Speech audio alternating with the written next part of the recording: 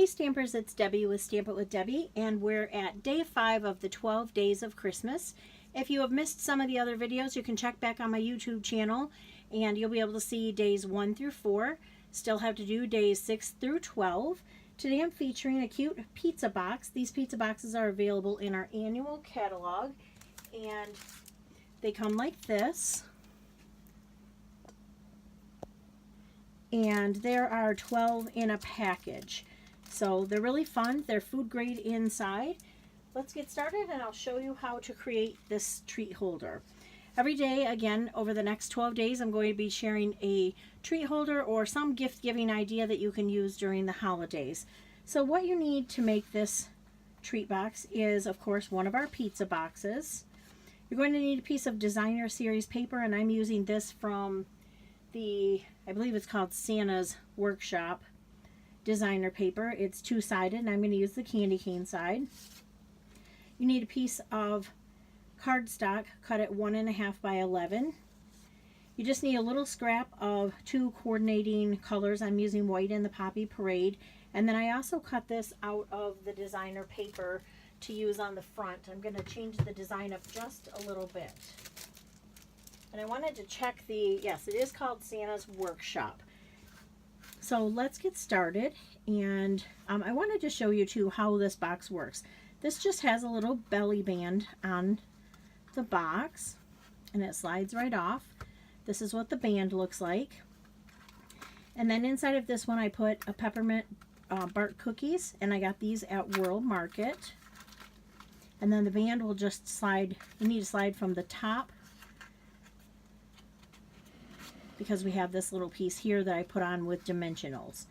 So let's get started and I'll show you how to create this box. So we want the food grade part inside. We're just going to fold up on all of the score marks.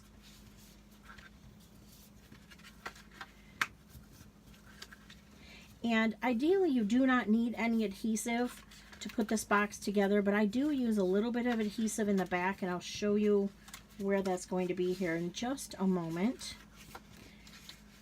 So now that I've folded in all the score lines, I'm just going to fold these two sides in and this front flap down, and then the little tabs will hold that together.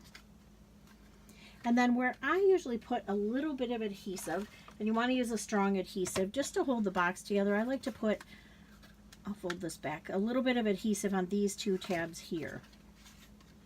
That just holds the side of the box or the back of the box together. So then you can just bring this up and fold the tabs in, and now your box will stay together just fine. But if you didn't use the adhesive, it would stay together just fine as well. This is a pretty quick box to put together. This piece is cut, the designer series paper, at 3¼ by 3¼ Just going to put a little adhesive on here, stick it right in the middle of the top of the box, and then the piece that we're using for the belly band again is 1.5 by 11 inches, and you just want to set this right on here,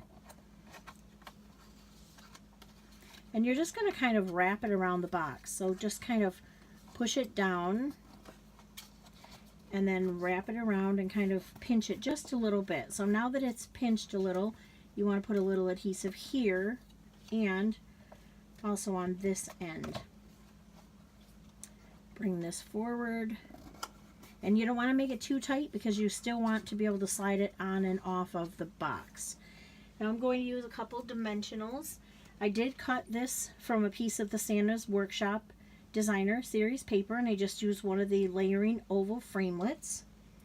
I'm going to use a couple dimensionals, and you want to keep those in the center of the paper so that it doesn't go off of the belly band here. And then the next thing is, I'm going to, from the Signs of Santa stamp set, I'm going to stamp this little sentiment that says, "Do not open until Christmas." So I have that all ready here on my block, and I think I might want to get a little bigger piece of paper here. I'm not sure if this one will be big enough to cut out with a classic label punch, so I want to make sure I have a big enough piece. Stamp that on there. It is upside down, but it won't matter once I punch it out. Now I have the classic label punch. I'm just gonna punch this out here. And then I'm also going to use the Poppy Parade and cut the same punch, and I'll show you a little trick on how to get a little bit of added dimension how I did here. I'm going to need my paper snips and a little bit of adhesive, and all you're going to do is take this tab and cut it right in half. So it's 2 pieces. You're going to take this piece that you stamped on, turn it over, put a little bit of adhesive on both ends, and then just add that tab right on there, and no one is ever going to know because it's tucked in behind. So you're going to do that on the other side as well. And now I'm going to put a couple dimensionals on here. And I probably should have used the mini dimensionals because I think this isn't wide enough, so I'll just cut a dimensional in half.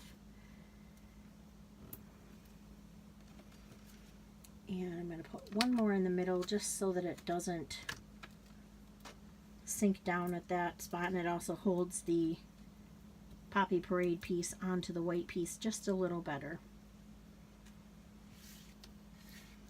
We're going to put this right down here at the bottom. And it's all done. All we need to do now is fill it with some goodies. We could put some homemade cookies in there or a slice of bread. You could probably fold up a little pair of socks and put in there. Anything that you could think of. You could put tissue paper and some jewelry. So this is just another quick idea of a treat holder to use. I hope that you enjoyed it. And again, I'll be back tomorrow through day 12. And we'll be sharing another treat every single day. I hope you'll join us. If you would like ideas for other stamping projects, you can visit my blog at stampitwithdebbie.blogspot.com. Thank you for joining me today, and I hope you'll come back tomorrow.